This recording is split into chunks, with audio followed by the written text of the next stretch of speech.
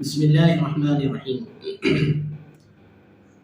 ہماری شریعت جو اللہ کے رسول صلی اللہ علیہ وسلم اللہ تبارک و تعالیٰ کے پاس سے لے کر آئے ہیں، یہ ایک ایسی معتدل اور ایک ایسی پیاری اور ایسی اچھی شریعت ہے اور ایسی بہترین شریعت ہے کہ اگر ہم اس کے اوپر عمل کریں تو اللہ تبارک و تعالیٰ ہم کو دنیا اور آخرت دونوں میں خوشحالی عطا فرماتے ہیں۔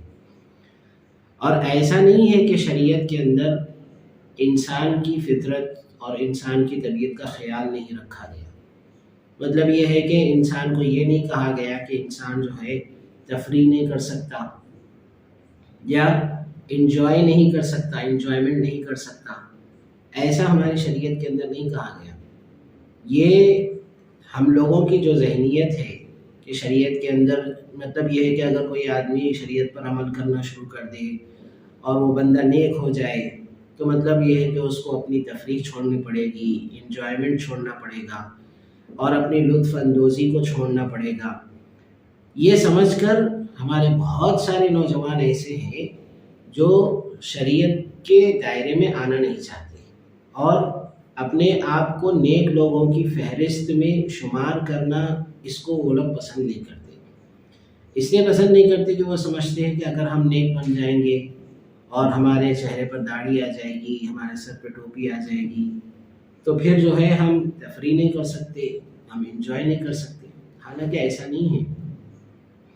ہماری شریعت جو ہے، ہمارا دین کوئی خشک دین نہیں ہے کہ اس کے اندر جو ہے تفریح کو منع کیا گیا ہو یا جو ہے لطف اندوزی کو منع کیا گیا ہو یا انجوائمنٹ کو منع کیا گیا ہو، ایسی بات نہیں ہے۔ شریعت نے انجوائمنٹ کرنے کا حکم دیا ہے، تفریح کرنے کا حکم دیا ہے۔ بس یہ ہے کہ جیسے شریعت جو ہے، دین ہمارا ہر چیز کی ایک لمٹ بتاتا ہے۔ ہر چیز کی ایک لمٹ ہے۔ آپ کے پاس خوشیاں آ گئی تو خوشیوں کے لیے بھی لمٹ ہے کہ آپ خوشیوں کے اندر کتنی لمٹ اس کی بتائی گئی ہے کہ اتنی لمٹ تک آپ خوشیاں منا سکتے ہیں۔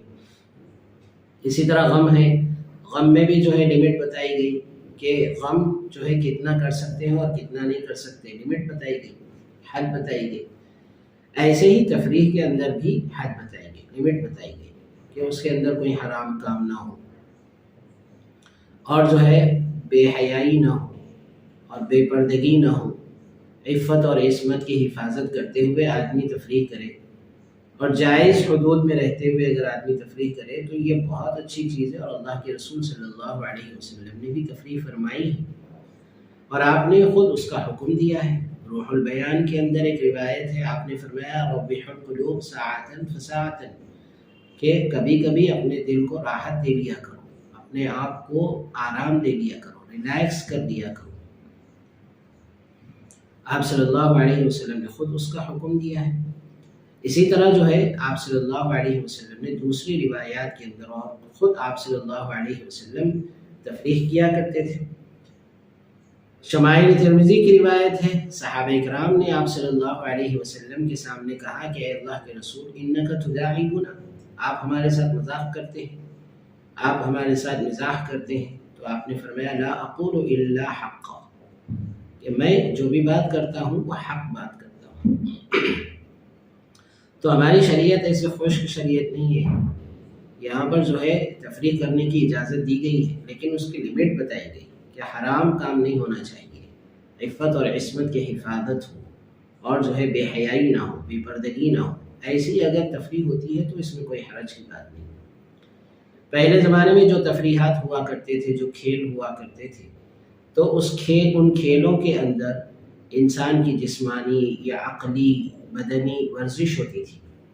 لیکن آج جو کھیل آ رہے ہیں، یہ کھیلوں کے اندر جو ہے یورپ نے ان کھیلوں کا پورا تصور ہی بدل دیا ہے۔ ان کے اندر سے جسمانی عقلی فوائد ختم ہو چکے ہیں۔ اب جو کھیل آنے لگے ہیں، یہ کھیل جو ہے یورپ نے ان کھیلوں کا تصور یونان سے لیا ہے۔ یونان کے اندر کھیلوں کا جو تصور تھا اس زمانے کے اندر، چونکہ یونان کا جو کلچر ہے بہت ترقی یافتہ کلچر سمجھا جاتا تھا اس زمانے کے اندر۔ جیسے آج جو ہے ہم لندن اور امریکہ کے کلچر کو بہت اچھی بڑی نگاہوں سے دیکھتے ہیں اور ان کے کلچر کو دیکھ کر ہم رال ٹپکاتے ہیں، ایسے ہی اس زمانے کے اندر یونان کے کلچر کو دیکھ کر لوگ رال ٹپکاتے تھے۔ تو وہاں کا جو کلچر تھا وہی کلچر آج یورپ کے اندر ہے۔ تو وہ کلچر کیا تھا؟